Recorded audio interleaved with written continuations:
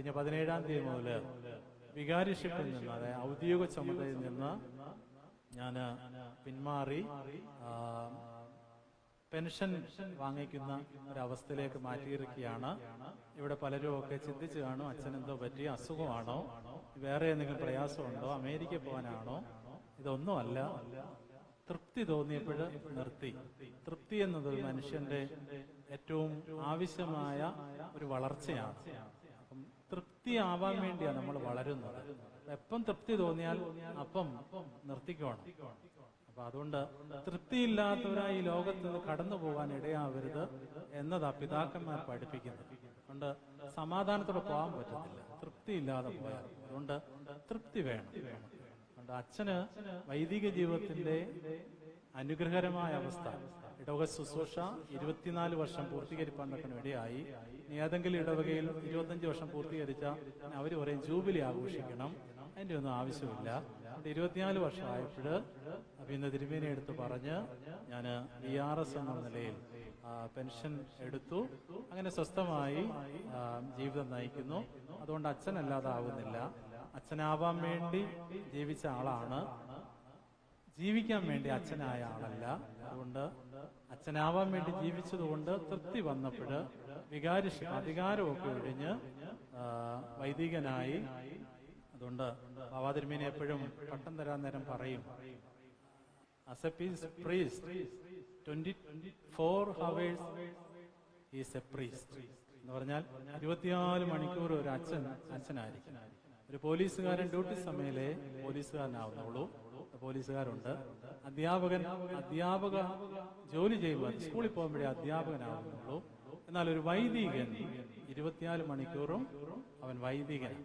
അതുകൊണ്ട് എന്നോട് പട്ടം തന്നപ്പം പറഞ്ഞു, താടി വെട്ടരുത്, കുപ്പായ ഊരരുത്. എന്നെ പോലെ ബാബാ തിരുമേനി പട്ടം കൊടുത്ത എല്ലാവരോടും അങ്ങനെയൊക്കെയാ പറഞ്ഞത്. പിന്നെ ഓരോരുത്തരുടെ സൗകര്യം അനുസരിച്ചും ഓരോ അവസ്ഥയൊക്കെ അനുസരിച്ചും ഒക്കെ മിനുക്കി നടക്കുന്നു എന്നേ ഉള്ളൂ. അതുകൊണ്ട് അവരൊന്നും അച്ഛനല്ല എന്നൊന്നും ആരും വിചാരിക്കരുത്. അവരും പരിശുദ്ധാത്മാവിലെ അനുഭവം കിട്ടിയവരാണ്. എന്നാൽ എനിക്ക് പട്ടം തന്ന ആള് എന്നോട് പറഞ്ഞത് ഞാൻ അനുസരിച്ചു എന്നേ ഉള്ളൂ. താടി വെട്ടാൻ പാടില്ല, കുപ്പായ ഊരാൻ പാടില്ല. അത് വിശേഷിപ്പിച്ചതാ. കുപ്പായ ഊരാൻ പാടില്ല എന്ന് പറഞ്ഞത് അവൻ 24 മണിക്കൂറും അച്ഛന്. താടി വളർത്തും എന്ന് പറയുമ്പോൾ അത് അഹറോന്റെ താടി പോലെ ഇങ്ങനെ ആയിത്തീരുക എന്നുള്ള, ഉള്ളവനും ഇല്ലാത്തവനും ഒക്കെ അത് വളർത്തുവാൻ തൊക്കിന് വേണ്ടി ആവുക. താടിയുടെ സൗന്ദര്യമോ മുഖത്തിന്റെ സൗന്ദര്യമൊന്നും അല്ല ഒരു മനുഷ്യനെ വിലയിരുത്തുവാൻ ഇടയാവുന്നത്. പറഞ്ഞതുപോലെ അച്ഛൻ 3 പോയിന്റുകൾ പറഞ്ഞു.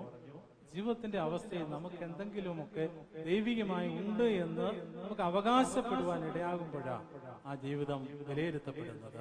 അതുകൊണ്ട് ആ അവസ്ഥയിൽ ജീവിപ്പാൻ തക്കവണ്ണം ഉള്ളതിൽ ദൈവം തന്നതിൽ തൃപ്തിപ്പെട്ട്, കൂടുതൽ തരുന്നുവെങ്കിൽ കൂടുതൽ കൈനീട്ടി വാങ്ങിച്ച് തൃപ്തിപ്പെട്ട് ജീവിപ്പാനും അവനെ സ്തുതിക്കുവാനും ഒക്കെ നമുക്ക് ഇടയാവണം എന്ന് സ്നേഹത്തോടെ ഓർപ്പിക്കുന്നു. വല്ലപ്പോഴും ഒക്കെ ഞാൻ ഇങ്ങോട്ടൊക്കെ വരും, ആരും ബുദ്ധിമുട്ട് കാണിക്കരുത് എന്ന് പറഞ്ഞുകൊണ്ട് എപ്പോഴും ഒന്നും വരത്തില്ല. അച്ഛന് ഒരുപാട് നല്ല ഉദ്ദേശങ്ങളൊക്കെ ഉണ്ട്. ദൂരെയുള്ള ദേവാലയങ്ങളൊക്കെ പോയി ഒന്ന് സന്ദർശിച്ച് വിശുദ്ധ കുർബാന അർപ്പിക്കുന്ന കാര്യം. ബാബാ തിരുമേനിയോടൊപ്പം 3 വർഷം സഞ്ചരിച്ചപ്പോൾ ഒരുപാട് പൗരാണികത്വമുള്ള പള്ളികളൊക്കെ പോകുവാൻ തക്കൊണ്ട് സാധിച്ചു. അവിടെയൊക്കെ പോയി ഒന്ന് കുർബാന അർപ്പിക്കണമെന്നുള്ള ആഗ്രഹമുണ്ട്. അല്ലാതെ എന്നെ സ്നേഹിക്കുന്ന അച്ഛന്മാര് പറഞ്ഞു വരുത്തുന്നത് പോലെ അമേരിക്ക മൈഗ്രേറ്റ് ചെയ്യാൻ വേണ്ടിയാണ് എന്നുള്ളത് ആരും വിശ്വസിക്കരുത്. അതിനുവേണ്ടി അല്ല. ഒക്കുമെങ്കിൽ അമേരിക്കയും പോകും, ഗൾഫിലും പോകും. അതൊക്കെ ദൈവ നടത്തിപ്പാണ്. അപ്പൊ അതിനുവേണ്ടി നിർബന്ധങ്ങളൊന്നുമില്ല.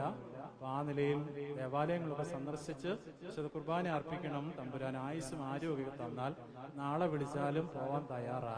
കാരണം തൃപ്തിയുണ്ട്. അതുകൊണ്ട് ആ സന്തോഷത്തിൽ ജീവിപ്പാൻ എനിക്ക് വേണ്ടി പ്രാർത്ഥിക്കണം.